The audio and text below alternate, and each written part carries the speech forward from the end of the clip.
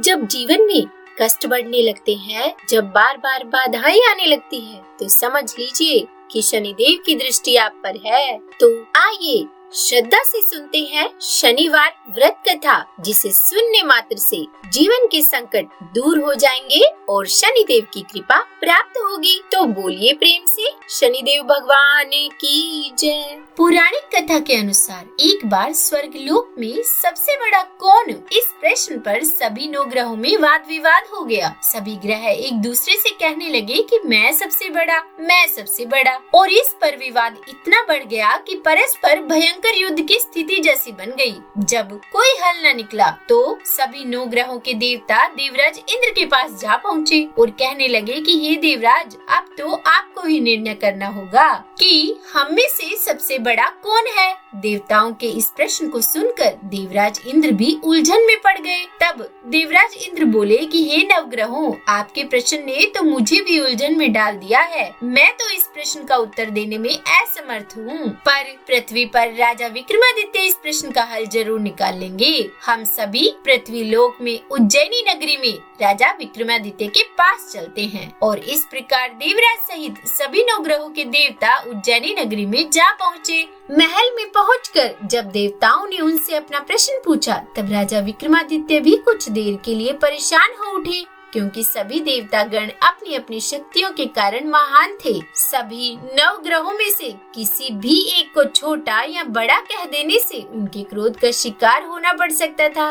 अचानक राजा विक्रमादित्य को एक उपाय सूझा। क्योंकि राजा विक्रमादित्य को न्याय के लिए जाना जाता था, इसीलिए उन्होंने न्याय करने के लिए विभिन्न धातुओं यानी कि स्वर्ण, रजत, कांसा, ताम्र, शीशा, रांगा, जस्ता, अब्रक और लोहे के 9 आसन बनवाए और धातुओं के गुणों के अनुसार सभी आसनों को एक दूसरे के पीछे रखवा कर उन्होंने सभी देवता गणों को अपने अपने सिंहासन पर बैठने के लिए कहा। अब देवताओं के बैठने के बाद राजा विक्रमादित्य ने कहा कि आपका निर्णय तो स्वयं ही हो गया। जो सबसे पहले सिंहासन पर विराजमान है वही सबसे बड़ा है। राजा विक्रमादित्य के इस निर्णय को सुनकर शनि देवता ने सबसे पीछे आसन पर बैठने के कारण अपने आप को छोटा जानकर क्रोधित होकर कहा कि हे राजा, तुमने मुझे सबसे पीछे बैठाकर मेरा अपमान किया है। तुम मेरी शक्तियों से परिचित नहीं हो, मैं तुम्हारा सर्वनाश कर दूंगा। तू मेरे पराक्रम को नहीं जानता। सूर्य एक राशि पर 1 महीना, चंद्रमा 2.25 महीना 2 दिन और मंगल 1.5 महीना, बृहस्पति 13 महीने, बुध और शुक्र 1 महीने, परंतु मैं एक राशि पर 2.5 अथवा 7.5 साल तक रहता हूँ। बड़े बड़े देवताओं को भी मैंने भीषण दुख दिया है। हे राजन सुनो, श्री राम जी को 7.5 आई तो वनवास हो गया और रावण पर आई तो राम ने लक्ष्मण को सेना लेकर लंका पर चढ़ाई कर दी, रावण के कुल का नाश कर दिया। हे राजा, अब तुम सावधान रहना, क्योंकि अब तू मेरे प्रकोप से नहीं बच सकेगा। और उसके बाद अन्य ग्रहों के देवता तो बड़ी प्रसन्नता के साथ वहाँ से चले गए, परंतु शनिदेव बड़े क्रोध के साथ वहाँ से विदा हुए। और उसके बाद राजा ने सोचा कि जो भी भाग्य में होगा देखा जाएगा, और फिर वे पहले की तरह ही न्याय करते रहे।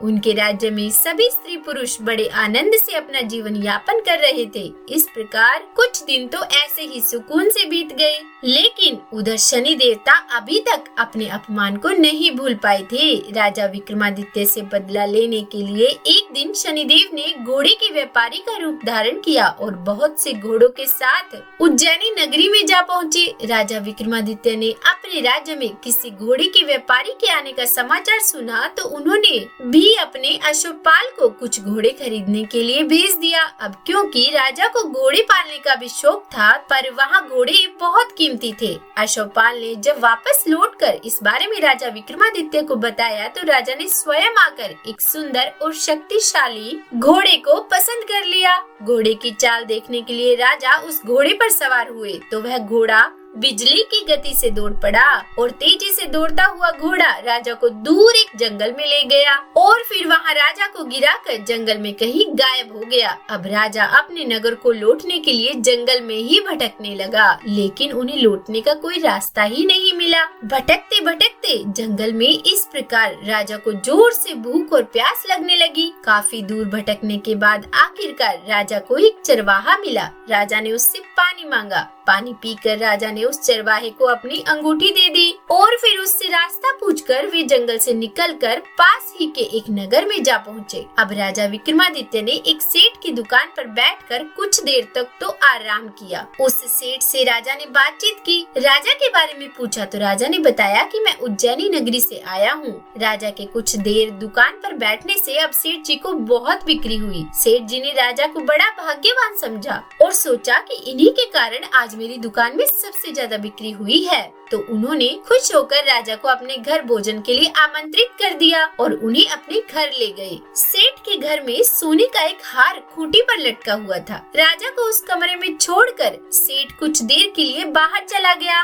तभी एक आश्चर्यजनक घटना घटी। राजा विक्रमादित्य के देखते ही देखते सोने के उस हार को खूंटी ने निगल लिया। वापस लौटकर जब सेठ ने देखा कि हार तो वहाँ पर है नहीं, हार को गायब देखा तो चोरी का संदेह राजा पर ही किया, क्योंकि उस कमरे में केवल राजा ही अकेला बैठा था। और तब सेठ ने अपने नौकरों से कहा कि इस परदेसी को रस्सियों से बांधकर नगर के राजा के पास ले चलो। इस तरह से राजा को रस्सियों से बांधकर नगर के राजा के पास ले जाया गया। राजा ने जब राजा विक्रमादित्य से हार के बारे में पूछा तो उन्होंने बताया कि उनके देखते ही देखते खूंटी ने हार को निगल लिया। किसी ने भी राजा की इस बात का विश्वास नहीं किया। इस पर राजा ने क्रोधित होकर चोरी करने के अपराध में राजा विक्रमादित्य के हाथ पांव काटने का आदेश दे डाला और इस तरह से राजा विक्रमादित्य के हाथ और पांव काटकर उन्हें नगर की सड़क पर छोड़ दिया गया। कुछ दिनों के बाद एक तेली उन्हें उठाकर अपने घर ले गया और उन्हें अपने कोलू पर बिठा दिया।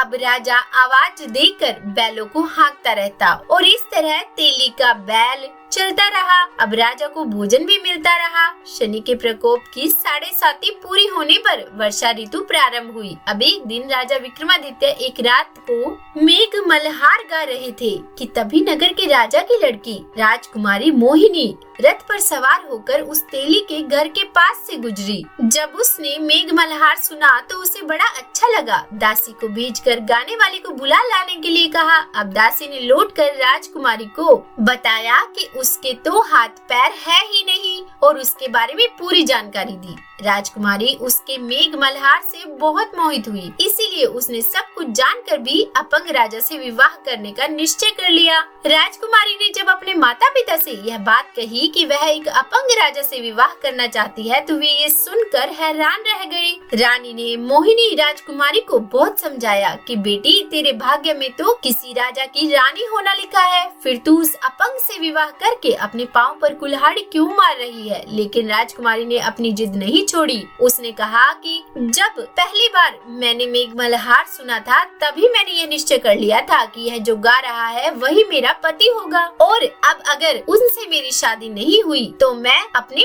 प्राण त्याग दूंगी, यह मेरा निश्चय है। और आखिरकार राजा और रानी को विवश होकर अपंग विक्रमादित्य से अपनी राजकुमारी का विवाह कराना ही पड़ा। राजा ने तेली को बुलाकर कहा कि तेरे घर में जो अपंग यानी कि जो चौरंगिया है उसके साथ मैं अपनी कन्या का विवाह करना चाहता हूँ। तेली ने कहा कि यह कैसे हो सकता है, कहाँ आप हमारे राजा और कहाँ मैं एक तेली। परंतु राजा ने कहा कि भाग्य के लिखे लेख को कोई नहीं टाल सकता, अपने घर जाकर विवाह की तैयारी करो। राजा ने उसी समय तोरण और बंधनवार लगवाकर अपनी राजकुमारी का विवाह उस चौरंगिया विक्रमादित्य के साथ कर दिया। और जब शनिदेव की 7.5 पूरी हुई तो उस रात भगवान शनिदेव ने राजा विक्रमादित्य को स्वप्न में कहा कि हे राजा, कहो मुझको छोटा बतलाकर तुमने कितना दुख उठाया। तब राजा ने क्षमा मांगी और शनिदेव ने प्रसन्न होकर विक्रमादित्य को हाथ पैर वापस दे दिए। तब राजा ने कहा कि हे महाराज, मेरी प्रार्थना स्वीकार करें कि जैसा दुख आपने मुझे दिया ऐसा और किसी को न देना।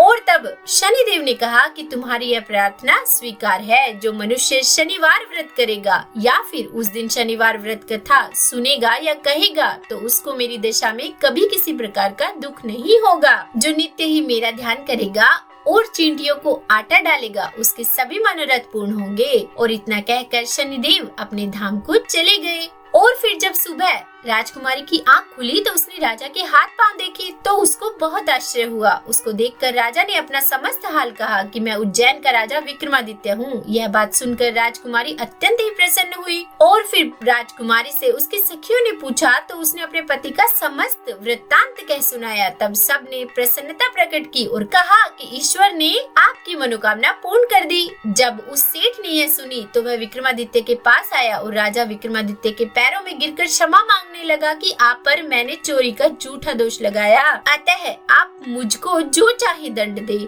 तब राजा ने कहा कि मुझ पर शनिदेव का कोप था, इसी कारण यह सब दुख मुझको प्राप्त हुआ, इसमें तुम्हारा कोई दोष नहीं। अब तुम अपने घर जाओ। तब सेठ बोला कि मुझे तभी शांति होगी जब आप मेरे घर चलकर प्रीति पूर्वक भोजन करेंगे। तब राजा ने कहा कि ठीक है, जैसी आपकी मर्जी हो वैसा ही करो। और फिर सेठ ने अपने घर जाकर अनेक प्रकार के सुंदर भोजन बनवाए और राजा विक्रमादित्य को प्रीति भोज दिया और फिर राजा को उसी कमरे में बैठाया। जिस समय राजा भोजन कर रहे थे, एक अत्यंत आश्चर्य की बात सबको दिखाई दी। जो खूंटी पहले हार निगल गई थी वह अब हार उगल रही है और जैसे ही राजा का भोजन समाप्त हुआ वैसे ही वह हार खूंटी से बाहर निकल आया और उसके बाद सभी बहुत ही प्रसन्न हुए।